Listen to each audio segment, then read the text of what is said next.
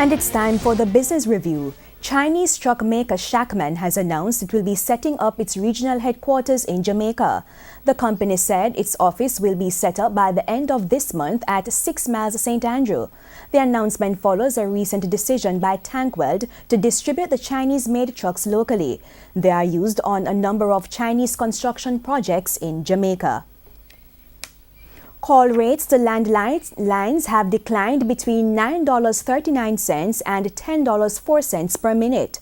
The lower rates, which took effect on April 1, were revealed by the Office of Utilities Regulation (OUR).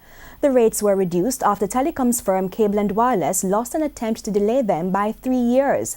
Before the latest reduction, call rates to landlines in Jamaica ranged from $25 to $77 per minute. The price of oil fell today as geopolitical tensions faded. Oil for delivery in May ended Monday's session down 3% at $63.01 per barrel. The markets are closed today in Jamaica, but when it opens tomorrow, the US dollar will start trading at $125.98, the lowest it has been in almost 2 months.